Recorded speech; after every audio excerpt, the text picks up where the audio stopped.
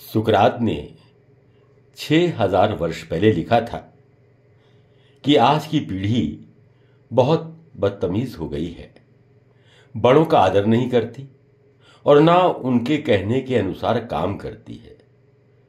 आज का समय बहुत ही खराब आ गया है। हम भी रोज सुनते हैं कि घोर कलयुग आ गया है। आज के बच्चे मनमानी करते हैं और वृद्धों का अपमान भी। अक्सर लोग कहते हैं, अरे साहब पहले बहुत अच्छा था, आजकल क्या हो रहा है।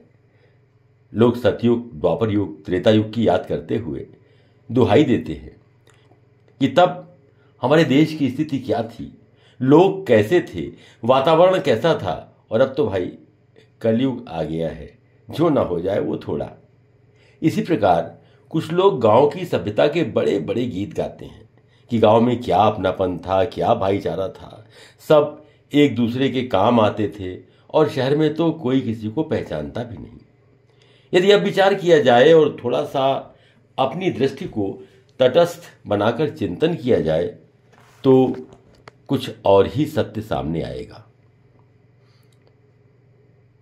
क्या सतयुग, त्रेता और द्वापर युग सचमुच आदर्श थे? अब आप युगों की ही बात कर लीजिए। सतयुग जिसकी दुहाई देते हुए लोगों की जुबान नहीं थकती है, क्या सचमुच तब हर प्रकार का सुख था और हमारा देश स्वर्ग जैसा था? यदि ऐसा था तो हरिश्चंद्र जैसे सम्राट को क्यों मरघट में जाकर चांडाल की नौकरी करनी पड़ी और अपनी पत्नी तक से टैक्स के रूप में आधी साड़ी उन्होंने वसूल की? क्या यह अन्याय की पराकाष्ठा नहीं है? और जब एक राजा के साथ सामाजिक दबाव या मान्यताओं का दबाव यह व्यवहार कर सकता है तो भला प्रजा के साथ क्या बीतती होगी, इसकी केवल कल्पना ही की जा सकती है। अब त्रेता युग को ही ले लीजिए। आज राम राज्य की बड़ी ही दुंदुभी बजाई जाती है। देश में राम राज लाना है, ऐसा कहते लोग नहीं थकते। लेकिन तब अर्थात राम राज्य में क्या षड्यंत्र नहीं होते थे? राजनीतिक उथल पुथल नहीं होती थी, सत्ताएं बदली नहीं जाती थीं। और इधर सोचिए विभीषण, जिसको सौतेला भाई होते हुए भी रावण ने महत्वपूर्ण पद सौंपा था, उसे यह भी छूट दी थी कि वह अपनी आस्था के अनुसार विष्णु की पूजा अर्चना कर सके। किंतु बदले में उसने क्या दिया? रावण और लंका को ही नष्ट करवा दिया। अब इस तथ्य को अगर आस्था का चश्मा उतार कर देखेंगे तो आप भी यही कहेंगे कि विभीषण जैसा कुल घातक शायद ही कोई होगा। और उसका परिणाम भी सामने है। किसी भी माता ने उसके बाद अपने पुत्र का नाम विभीषण नहीं रखा। अब द्वापर युग की बात भी कर लेते हैं। जरासंध 16,000 कुंवारी कन्याओं की बलि देने को तैयार था, वो भी देवी अर्चना के लिए। अब इससे बड़ा अत्याचार किसी युग में क्या हो सकता है? सत्य तो यह है कि हर युग में समस्याएं रही हैं। हर युग के अपने काले और सफेद पक्ष हैं।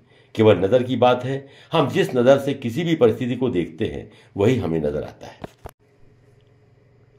अब ग्रामीण संस्कृति की बात कर लेते हैं।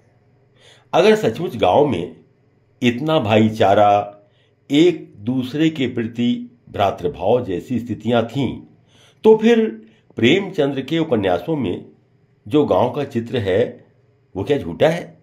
जमींदार का अत्याचार, किसी भी बहू बेटी को उठा लेना, गांव के लोगों पर अनाप शनाप कर लगाना, गांव के लोगों की सीमाहीन गरीबी और जात पात का मकड़जाल, यही सब वे दृश्य हैं जिनको हमारे कहानीकारों ने बड़े ढंग से अपनी कहानी और उपन्यासों में उतार दिया है।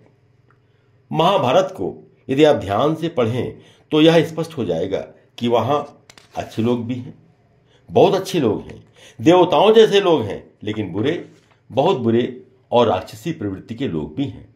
और बहुत सारे ऐसे लोग हैं जो इन दोनों प्रवृत्तियों के लोगों के अहंकार के कारण उत्पन्न स्थितियों को सहने के लिए बाध्य हैं। महाभारत सही मानों में किसी देश की या युग की वास्तविक स्थिति को स्पष्ट करने वाला ग्रंथ है। अब आज के युग की बात करते हैं। मुझे तो आज के युग की स्थिति बेहद साफ सुथरी और अन्य युगों की अपेक्षा बेहतर नजर आती है। आज नारियों को जो स्थान मिलना चाहिए वो दिया जा रहा है। समरसता का व्यवहार, आगे बढ़ने के लिए अवसर, किसी भी सेवा में, चाहे वो राजकीय हो या निजी, महिलाएं न केवल अच्छे पदों पर हैं बल्कि पुरुषों के साथ कदम से कदम मिलाकर चल रही हैं। उन्हें पूरी आजादी है और उन्हें अपने व्यक्तित्व के विकास के पूरे अवसर हैं। यह इस नए युग का चित्र है। यह भावचित्र है जो सतयुग, द्वापर, त्रेता युग की तुलना में बहुत बेहतर है।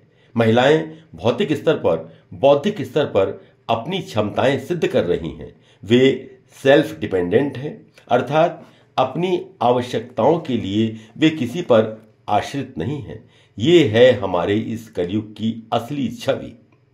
आज परिवारों में भी काफी हद तक ऐसी आपसी समझ विकसित हुई है जो पहले तो नजर नहीं आती थी। याद कीजिए, ये हमारी पहली पीढ़ी में तो लड़के पिता के सामने भी नहीं पढ़ते थे और वो चाहे अपने व्यक्तिगत जीवन में कुछ करते हों, लेकिन पिता के सामने बिल्कुल श्रवण कुमार जैसे बन जाते थे। और पिता भी बड़े शान से ये कहते नहीं सकते थे कि भाई मैं जानता हूं कि वह सिगरेट पीता है, कभी कभी दोस्तों के साथ एक दो पैग भी ले लेता है, लेकिन मजाल है कि कभी मेरे सामने उसने सिगरेट पी हो या मेरी आवाज पर खड़ा ना हुआ हो।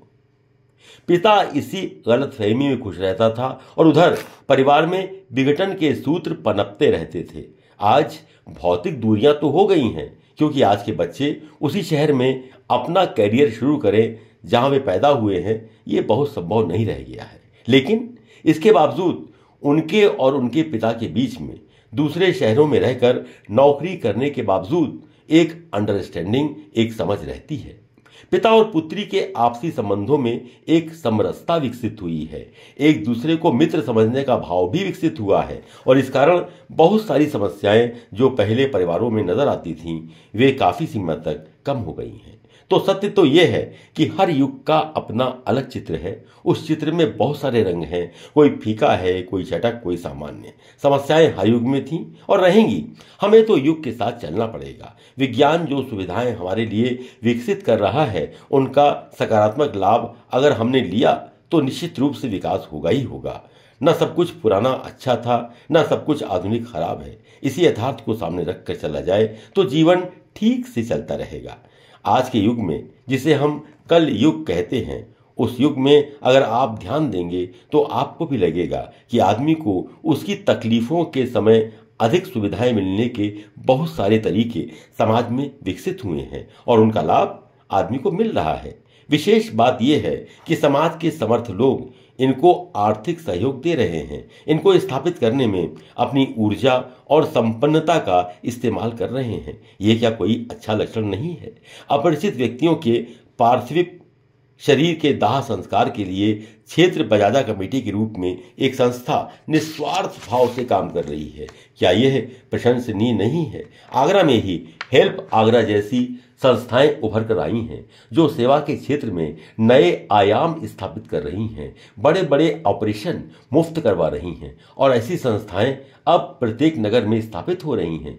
क्या यह समाज का अपने दायित्व को समझने का एक अनुकरणीय प्रयास नहीं है? विकलांगों की सेवा और सहायता के लिए अनेक विकलांग केंद्र स्थापित हो चुके हैं, जिसके कारण न केवल उन्हें आर्थिक और चिकित्सा संबंधी सहायता मिल रही है, बल्कि जो लोग पैरों से अशक्त हैं उन्हें बैटरी साइकिल जैसी सुविधा भी उपलब्ध कराई जा रही है, और वो भी नितांत निस्वार्थ भाव से। हमारे इस कलयुग का ये नया समाज है, नई सोच है, जिसमें अपने साथ साथ दूसरों की सेवा और सहायता का भाव उदित हुआ है।